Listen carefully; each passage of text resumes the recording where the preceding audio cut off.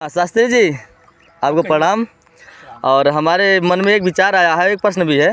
अच्छा शास्त्री जी, ये बताइए कि मतलब यहाँ देख सकते हैं आपका पैर मतलब नीचे है लगभग इतना 2-3 मतलब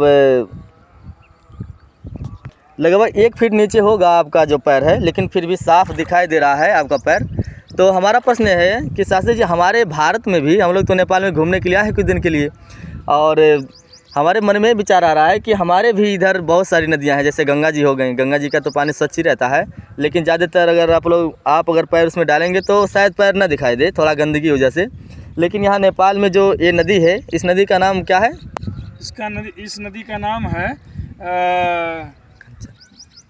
कंचन नदी।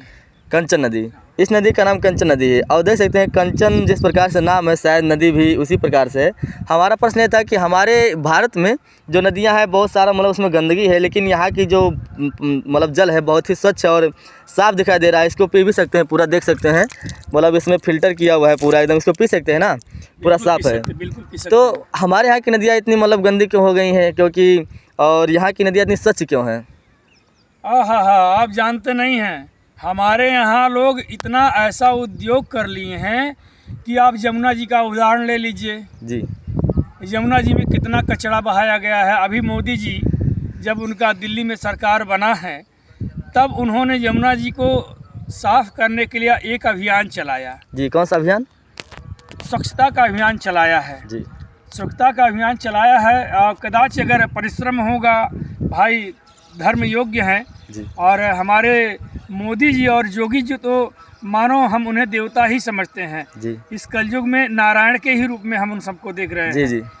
और उन्होंने नदी के लिए जो बीड़ा उठाया है, जी। इसके लिए उनको कोट कोट धन्यवाद। हमारे यहाँ कचरा इसलिए हो जाता है, अशुद्ध पानी होती है, फैक्ट्रियों में कहीं मदिरा बन रहा है, कहीं चमड़े धुले जा रहे हैं, कहीं उस नदियों में जो है और तमाम मूर्तियाँ, मुर्दों का लाश का मतलब लाश की बात तो अलग है, वो तो स्वच्छ हो जाता है, उसमें जीव सब उसे पा जाते हैं। लेकिन जो कचरा है उसका लाश का मतलब वो जो राखी रहता है, जो उसका राख होता है, वो राख भी तो उसी में गिरा देते हैं पानी में। आप जानते हैं राख से उतना तो नहीं दिक्कत है, लेकिन जो फैक्ट्रियों का जो नाला बन करके आया है, गंदगी उसमें आता है, पानी पीने के योग्य नहीं है। और आपने अभी बताया ना, देख रहे हैं कितना स्वच्छ पानी है, मानो जैसे अभी कोई आधुनिक यंत्र से फिल्टर किया हुआ पानी हो। जी। जी। इतना स्वच्छ है और मन करता यहाँ से जाने का नहीं।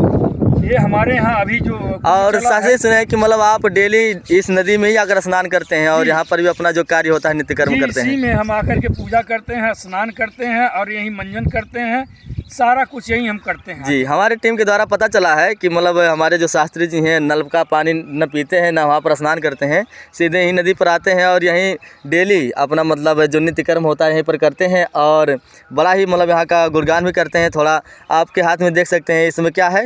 गीता, श्रीमद् भागवत।